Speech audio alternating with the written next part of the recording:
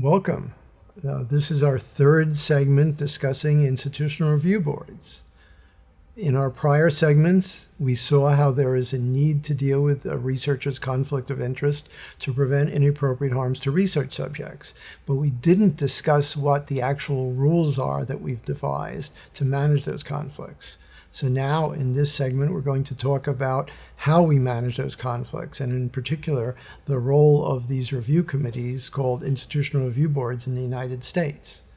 Most of this segment will be talking about the rules in the United States, and I do want to point out that the United States, at the moment, as I record this, is in the process of implementing some changes in the rules. So in terms of needed compliance with those changes, most of the required compliance will not be occurring until after January of 2019.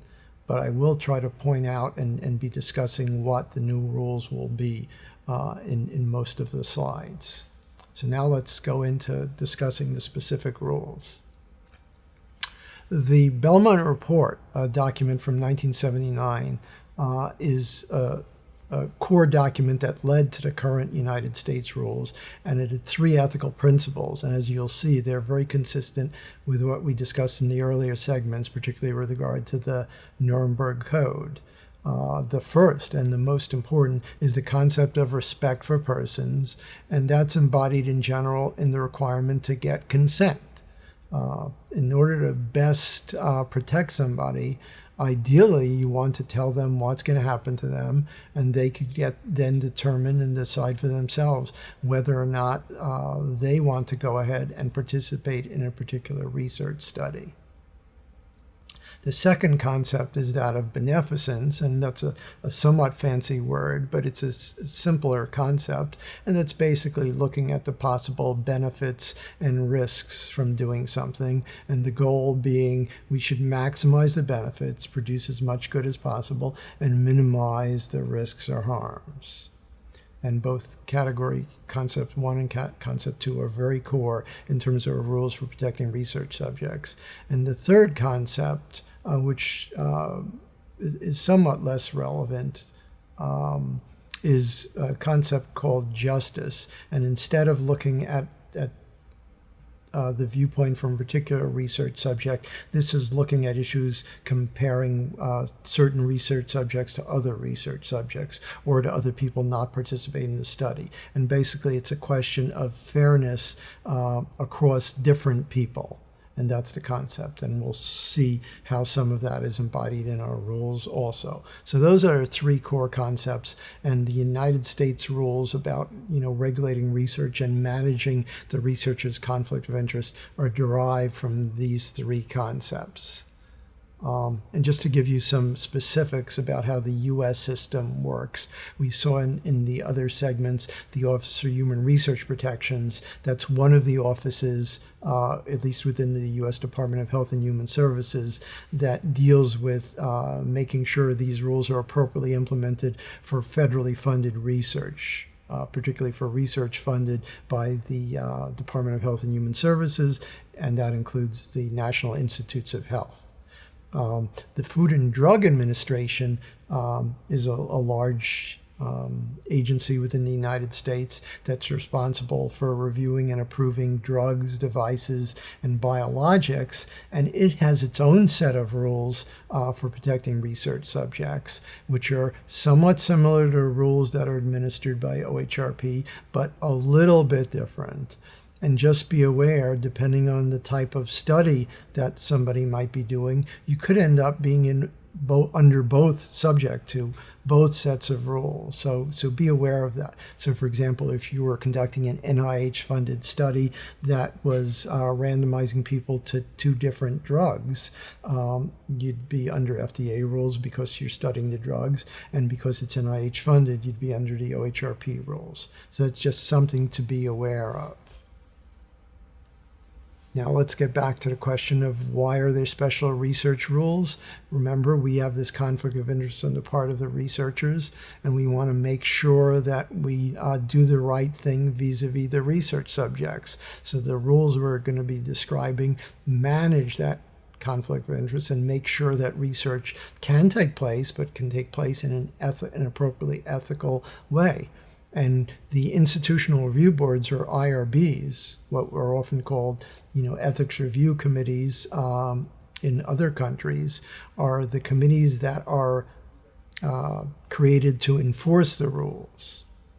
And in the U.S., there are thousands of them, and many more thousands outside of the U.S.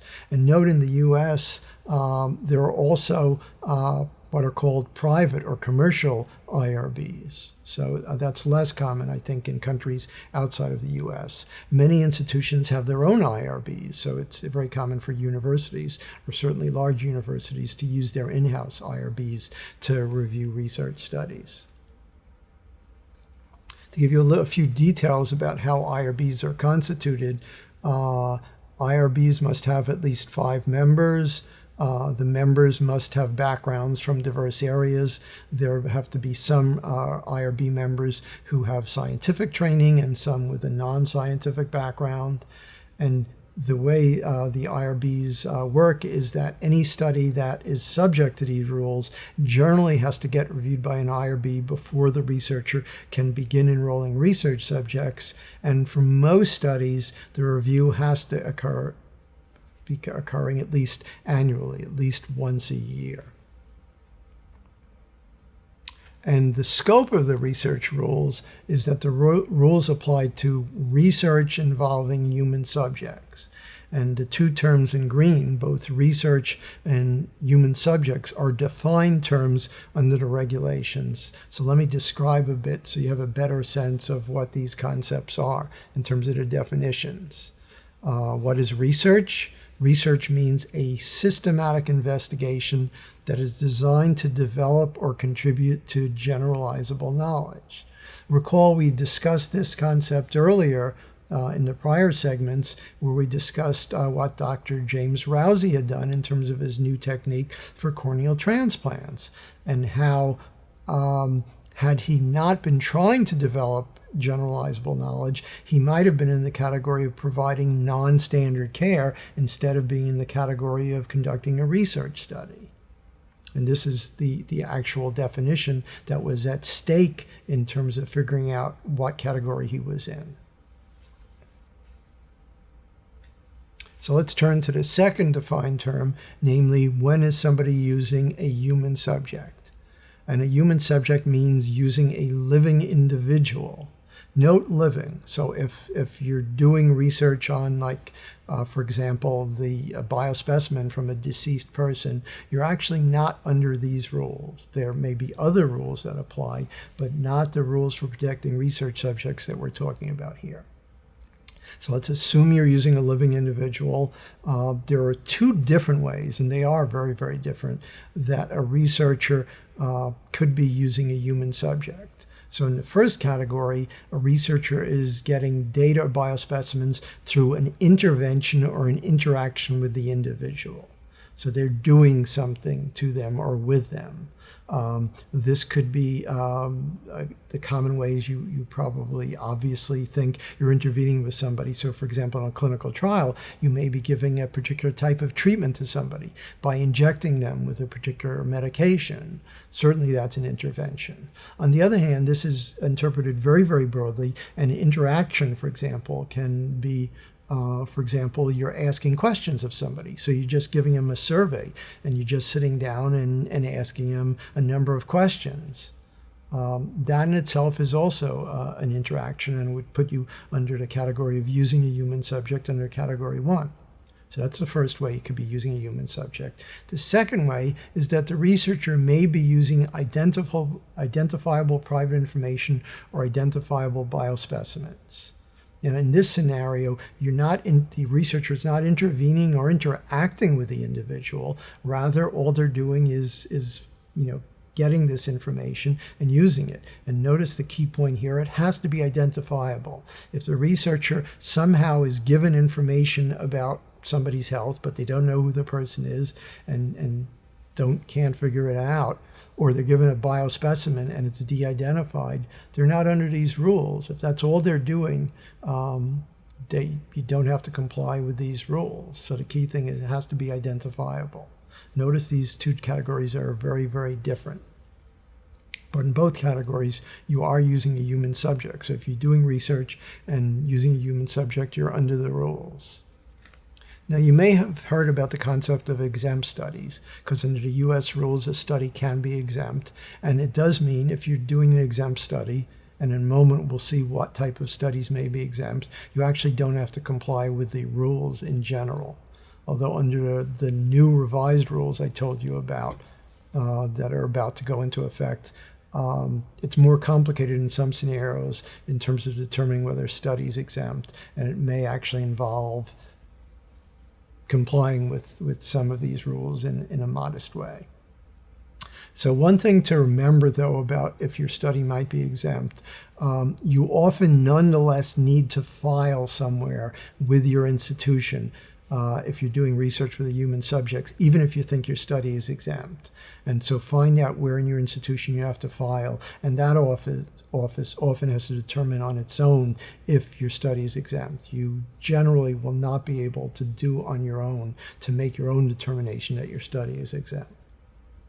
So which studies are exempt? There are a number of categories of studies that can be exempt, and the recent changes in the rules actually expanded the number of types of studies that can be exempt. I'm just listing in the top two bullets here some common types of studies that are exempt, and in particular questionnaire studies if either the questions are innocuous or the study is anonymous, so the researcher doesn't know who the subject is, or if A and B are not true, there are appropriate protections for the privacy and confidentiality of the subject.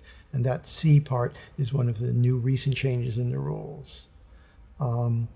Second, the second bullet here, you could study tissue, and actually the pre-existing part of it is no longer in the new rules, so it actually doesn't have to be pre-existing. So you could be studying tissue or data so long as no identifiers or linking lists are kept. And as I noted, there are a number of other categories that I'm not going to mention here, but you could look those up on your own. Now, there's a different type of study called expedited studies. These are not exempt. They are fully subject to the rules. So they do need institutional review board review. But if you come under the rules for expedited studies, you have to come under a list of different types of studies, and they have to involve no more than minimal risk and meet these other criteria.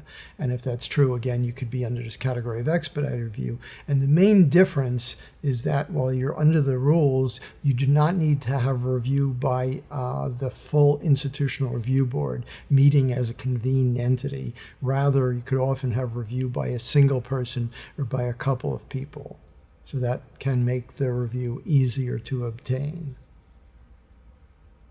So now let's get back to assuming a study is subject to these rules. It's under the jurisdiction of an institutional review board, and an IRB has to apply the rules. And remember, the researcher cannot conduct a study until the IRB approves the study. And what kind of criteria does the IRB apply? It requires there to be informed consent in general. There are some instances in which it could be waived, but in general you need informed consent. And there are a number of substantive rules about how the study is designed. Often those will be relating to the risks and benefits of the study. And note, these are the concepts we learned about both in terms of the Nuremberg Code and also in terms of the Belmont Report. So we're just seeing these rules being implemented in actual regulations. So let's talk a little bit about informed consent. Informed consent, again, in general, is needed, and it should be sought from either the prospective subject, or if there are reasons that the subject cannot provide consent, it in general can be obtained from the subject's legally authorized representative, somebody who has the authority to say yes or no to that person participating in the study.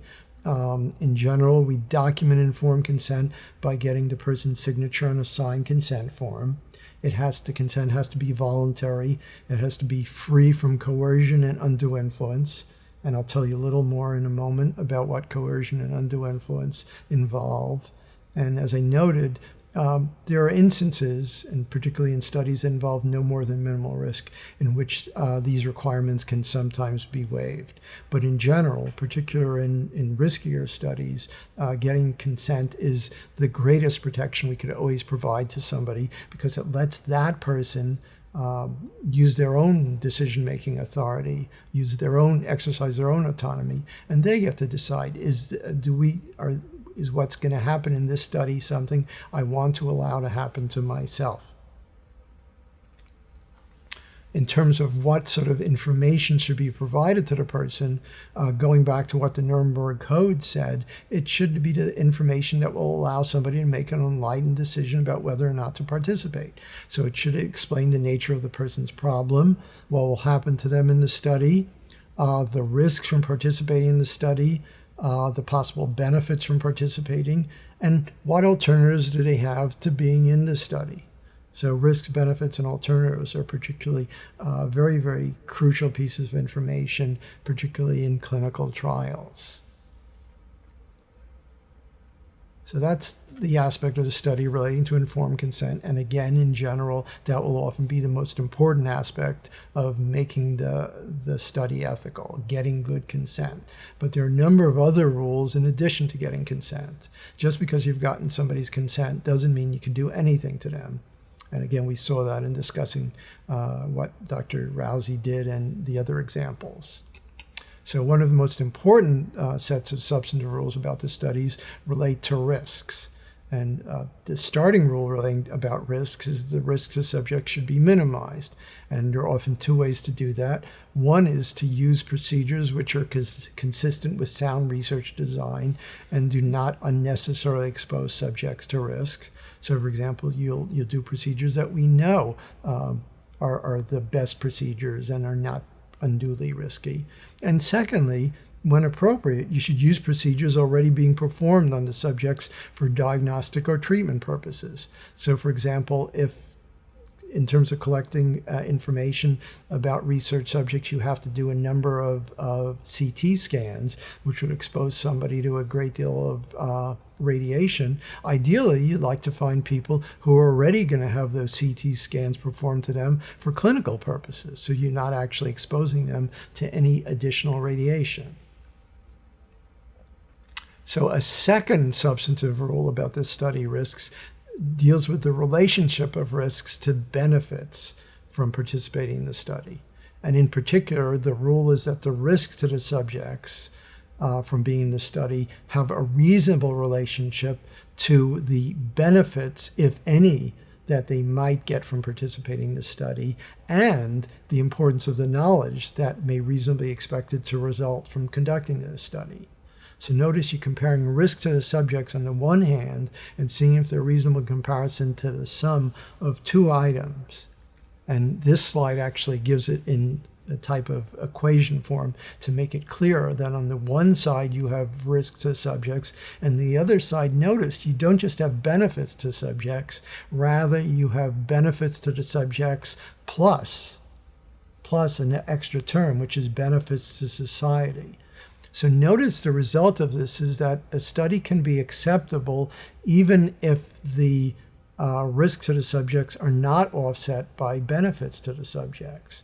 Rather, it could be that benefits to society are that added term that result in there being a reasonable relationship between risks and the sum of these two types of benefits. The bottom line being that actually it can be ethical to conduct this study even if, from the viewpoint just of the subjects, so leaving off that last term about society, that the risks to subjects are not balanced by possible benefits to the subjects in the study. And that's an important key concept to understand the ethics of these studies. Now, on the other hand, benefits to society are especially hard to quantify, which leads to two common IRB behaviors. And one is to emphasize informed consent. Yeah, again, it's very, very important that the subject understand what might happen to them and that they be willing to have that take place. And secondly, often IRBs will assume that benefits to society are close to zero.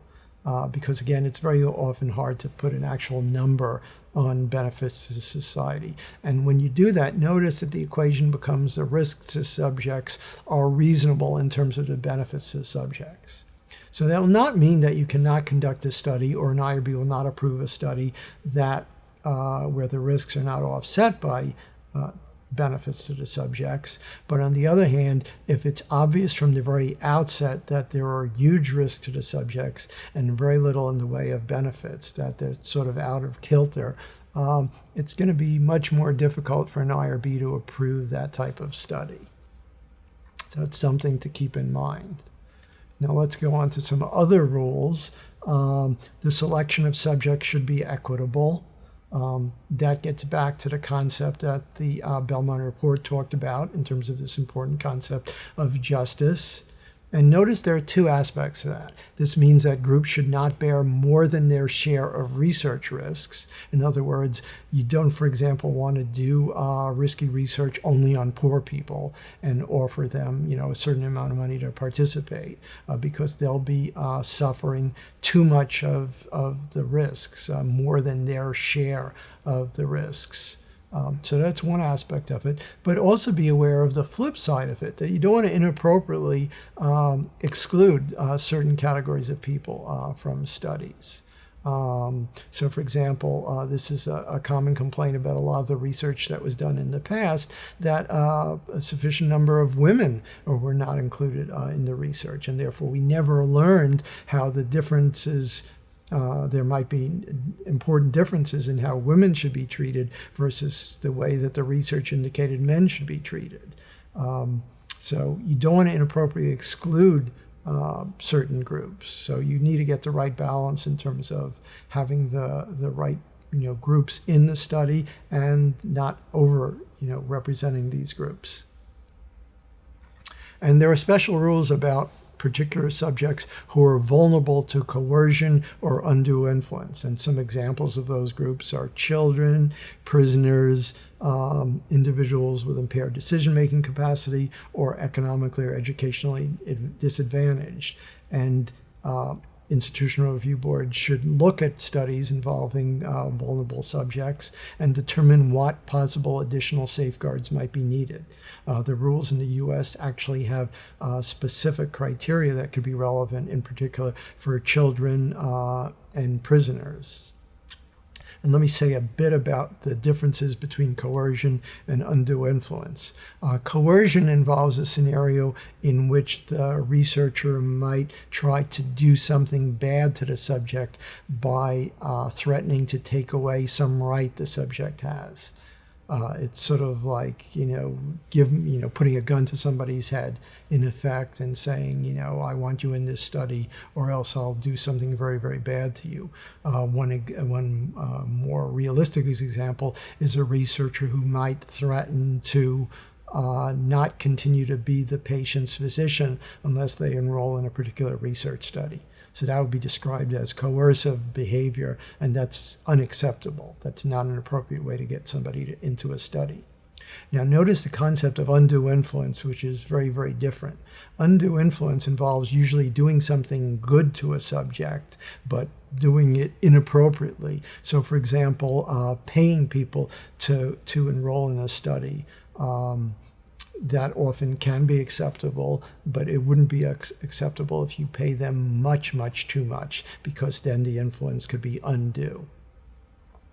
But that could involve, again, a great, great deal of money to trigger the undue aspect of it. But again, notice the difference. Coercion is threatening to do something bad to the person, whereas influencing somebody is generally, trying to do something good for them, but perhaps doing too much of it, so it overrides the person's ability to make an appropriate decision about looking at the possible risks and benefits of being in the study. And finally, there need to be appropriate protections with regard to privacy of subjects and confidentiality of data, particularly where studies involve collecting the data that, if released, could be harmful to the research subjects. So those are, by and large, most of the rules that institutional review boards manage. And in summary, IRBs are part of a system created to manage researcher conflicts of interest, and IRBs implement the rules by reviewing research studies and make sure that the studies are in compliance with the rules. As a result of IRBs applying the rules, particularly relating to obtaining informed consent and to having an appropriate relationship between risks and benefits, our society can both conduct needed research and at the same time appropriately protect research subjects. We could do both of those. I hope you've enjoyed this segment. If you have any questions about it, please contact the program coordinator. Thank you for listening.